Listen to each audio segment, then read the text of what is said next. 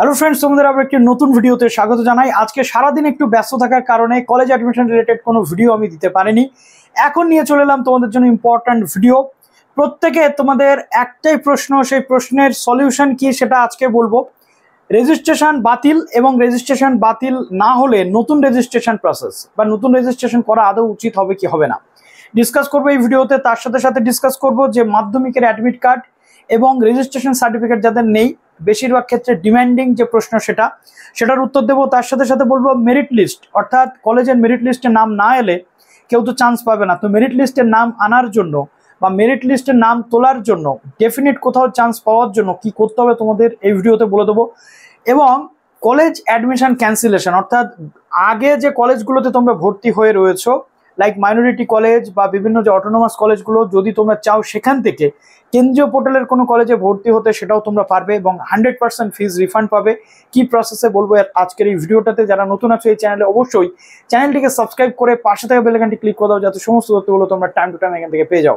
তো সর্বপ্রথম বলবো, প্লিজ ভিডিওটা লাইক এবং শেয়ার করতে ভুলো না। এর আগে আমি ফর্ম কি করে এডিট করতে হবে বা একাধিক প্রশ্নের উত্তর দিয়েছি, পরপর সেই ভিডিওগুলো আছে আমাদের চ্যানেলে। এসজি টিউটোরিয়াল গাইড সার্চ লিখে ভিডিও সেকশনে গেলে পরপর তোমরা সেগুলো পেয়ে যাবে। তো সর্বপ্রথম যে প্রশ্নটা আমি নিচ্ছি সেটা হচ্ছে কলেজ অ্যাডমিশন ক্যান্সেল কি করে করতে হয়। প্রথম কথা হচ্ছে, যে অটোনোমাস কলেজ বা যে মাইনরিটি কলেজগুলোতে তোমরা ভর্তি হয়েছো, যদি মনে করো কেন্দ্রীয় পোর্টালে ভর্তি হতে চাইছো, সেখানে তোমরা আপাতত পড়াশোনা করতে পারো। কেন্দ্রীয় পোর্টালে তো এখন সেই অর্থে মেরিট লিস্ট বেরোয়নি।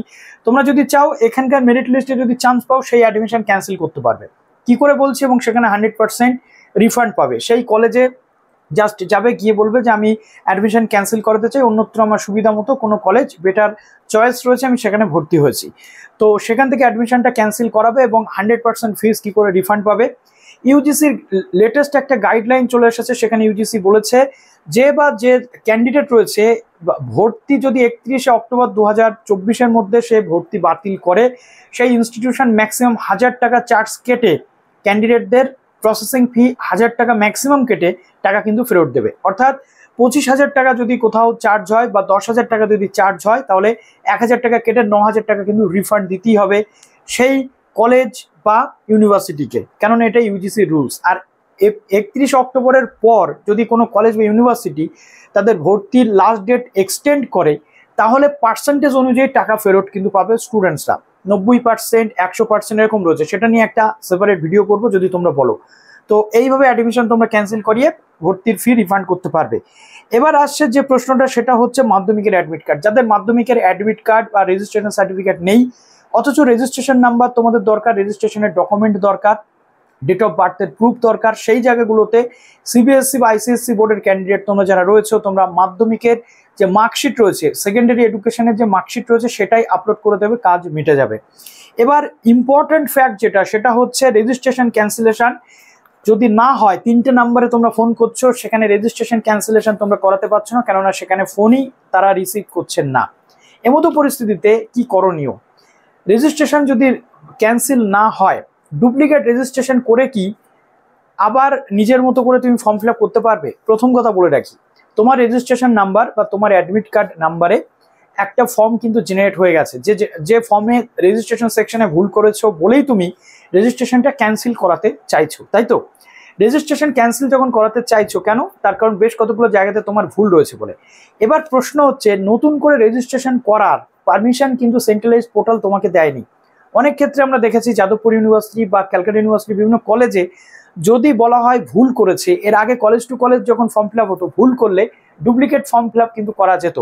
এটা কিন্তু রেজিস্ট্রেশন পোর্টাল সেন্ট্রালাইজড পোর্টাল, এখানে একটাই ফর্ম ফিল আপ তোমাদের করতে হবে। সেই একটা ফর্ম ফিল আপ করার সাথে সাথে টোটাল সিস্টেমটা একটা ফর্মের মধ্যে থাকবে। একটা ক্যান্ডিডেট যদি কোনো রকমভাবে ডুপ্লিকেট ওয়েতে দুটো ফর্ম ফিল আপ করে, সেন্ট্রালাইজড পোর্টাল সেটা মান্যতা দেবে কিনা নতুন ফর্মটাকে, সেটা নিয়ে প্রশ্ন উঠছে। অফিসিয়ালি কোনো অ্যানাউন্সমেন্ট নেই। যদি কেউ অ্যাসিওর করতে পারো তোমরা যে হ্যাঁ আমাকে বলা হয়েছে কেন্দ্রীয় পোর্টালের হেল্প ডেস্ক থেকে যে ডুপ্লিকেট রেজিস্ট্রেশন করতে, তাহলে তোমরা করতেই পারো। কিন্তু হ্যাঁ, আমি বলবো ডুপ্লিকেট রেজিস্ট্রেশনের প্রসেস যদি থাকতো, তবে সেন্ট্রালাইজড পোর্টাল কখনোই বলতো না যে 3টে নাম্বারে ফোন করে রেজিস্ট্রেশন ক্যান্সেল করাতে হবে। ক্লিয়ার হলো বিষয়টা? এটাই হচ্ছে ফ্যাক্ট। তাই হয়তো ভুল ইনফরমেশন আমি তোমাদের কখনো দিইনি আর দেবও না। ভুল ইনফরমেশন দেওয়া মানে তোমাদেরই কিন্তু ক্ষতি। রেজিস্ট্রেশন ডুপ্লিকেট রেজিস্ট্রেশন করলে পরবর্তী ক্ষেত্রে সেই ফর্মটা বাতিল হবে কিনা, কি পুরনো ফর্মটা হবে কি নতুন ফর্মটা হবে, কেউ কিন্তু আমরা জানি না। কেননা কোনো পপ আপ মেসেজ বা কোনো রকমের কোনো সলিউশন সেন্ট্রালাইজ পোর্টাল কিন্তু এখনো দেয়নি। অনেক ক্যান্ডিডেট রয়েছে যারা মেল করেছিল, বলা হয়েছে উচ্চতর ডিপার্টমেন্টকে পাঠানো হয়েছে, সেখান থেকে কোনো সুরাহা হয়নি। দ্যাট মিনস উচ্চ শিক্ষা পোর্টাল বা কেন্দ্রীয় পোর্টালের হেল্প ডেস্ক যথেষ্ট ওয়াকিবহাল, যে ক্যান্ডিডেটগুলো সমস্যাতে রয়েছে, মেল অনেকে করেছে। তাহলে এখন দেখা যাক যে সেখান থেকে কি সলিউশন আসছে। আজকে সবে কিন্তু তোমাদের 27 তারিখ, 7 তারিখে লাস্ট ডেট। 2 থেকে 3 দিন তোমরা ওয়েট করো, তারপর তোমরা স্টেপ নিতে পারো। কিন্তু আমি তোমাদের বলবো প্রথমেই তোমরা ডুপ্লিকেট ফর্ম ফিল আপ করো না। কোনটা ক্যান্সেল হবে তোমরা কিন্তু বলতেই পারবে না, কেননা একটা নির্দিষ্ট রেজিস্ট্রেশন নাম্বার, একটা ক্যান্ডিডেটের আধার নাম্বারে একটা ফর্মই কিন্তু ফিল আপের কথা বলা হয়েছে। সেখানে রেজিস্ট্রেশন ক্যান্সেল করে পুনরায় ফর্ম ফিল আপের কথা বলা হয়েছে, নাকি যে একটা রেজিস্ট্রেশন থাকা সত্ত্বে আর একটা রেজিস্ট্রেশন করে নতুন ফর্ম ফিল আপের কথা। এই কথা কিন্তু FAQ-তে কোথাও লেখা নেই। ক্লিয়ার হলো বিষয়টা? তার জন্য একটু তোমাদের ধৈর্য ধরতে হবে। আর হেল্প ডেস্কে তোমরা মেলটা কিন্তু করো, মেলটা করো যাতে প্রবলেম না হয়। ওকে, তো এটা গেল তোমাদের যে সলিউশন সেটা। এবার তোমাদের বলবো মেরিট লিস্টে নিজের নাম কিভাবে তোলা সম্ভব হবে। আমি তোমাদের বলবো টপ কলেজগুলো যেখানে থাকে সেখানে বেশিরভাগ ক্যান্ডিডেট কিন্তু নাম এন্ট্রি করে, ফর্ম ফিল আপ করে। কিন্তু বেশিরভাগ ক্ষেত্রে আমরা দেখি অনেক রুরাল এরিয়ার কলেজ রয়েছে, সেখানে খুব কম সংখ্যক ফর্ম ফিল আপ হয়েছে, বা অনেক দেখা যাচ্ছে সেমি টাউন বা টাউনেরই কোনো একটা ভালো কলেজ, কিন্তু ক্যান্ডিডেটরা সেখানে ফর্ম ফিল আপ করছে না, অনেকের কাছে ইনফরমেশন থাকে না। তো তোমাদের সেন্ট্রালাইজড পোর্টাল থেকে চেক করে করে দেখতে হবে। আগে কিন্তু দেখা যেত না যে কোন কলেজে কটা ফর্ম ফিল আপ হচ্ছে, এখন কিন্তু দেখা যায় যে এই কলেজে এতগুলো ফর্ম ফিল আপ হয়েছে, ওই কলেজে অতগুলো ফর্ম ফিল আপ হয়েছে। তো পুরো প্রেফারেন্স লিস্টে গিয়ে আগে তোমাদেরকে দেখতে হবে যে কোন কোন কলেজে কটা কটা ফর্ম ফিল আপ হয়েছে এবং সিট কটা। বাংলাতে যদি 40টা সিট থাকে, যদি দেখো 70টা ফর্ম ফিল আপ হয়েছে, তার মানে সেখানে কিন্তু রেশিওটা কম আছে। তুমি ফর্ম ফিল আপ করলে চান্স পাওয়ার সম্ভাবনা আছে যদি তোমার নাম্বার থাকে। তো এখান থেকে আমি তোমাদের বলে দিলাম, একদম অ্যাসিওর হয়ে যাবে। কোনো কলেজে যদি 100টা বা 150টা সিট থাকে, যদি 30টা ফর্ম ফিল আপ হয়, যদিও 7 তারিখ এখনো অনেকটা দূর, দিল্লি আবি বহুত দূর হে, কিন্তু তবুও আমি তোমাদের বলবো যে ফর্ম ফিল আপটা সেখানে করবে, যাতে ক্যান্ডিডেটরা সেখানে চান্স পায়। বেশিরভাগ ক্ষেত্রে টপ লেভেলের ক্যান্ডিডেট, তোমার মার্কস যদি ভালো থাকে, তুমি অনায়াসে তুমি ধরে নিতে পারো যে টপ 10-এর মধ্যে তুমি কিন্তু থাকতে পারবে। তো এই ছিল ভিডিও। এবং মাধ্যমিকের মার্কস ইনপুট নিয়ে এখনো যাদের প্রবলেম হচ্ছে, আমি তোমাদের বলবো থিওরি এবং প্রজেক্টের মার্কস কম্বাইন্ড করে তোমরা 100 থিওরির ঘরে লিখে দাও, কম্বাইন্ড মার্কস লিখে দাও। প্রজেক্টের ঘরে কিন্তু আর তাহলে কিছু লিখতে হচ্ছে না, এবং সেখান থেকে কমপ্লিট ওয়েতে তোমরা কাজটা কিন্তু করে নিতে পারবে। 100-র মধ্যে 25 বা 30 পেয়েছো, সেটা কিন্তু নিয়ে নেবে। তো চলো ভিডিওটা এখানে শেষ করবো। ভালো থেকো সবাই, বেস্ট অফ লাক।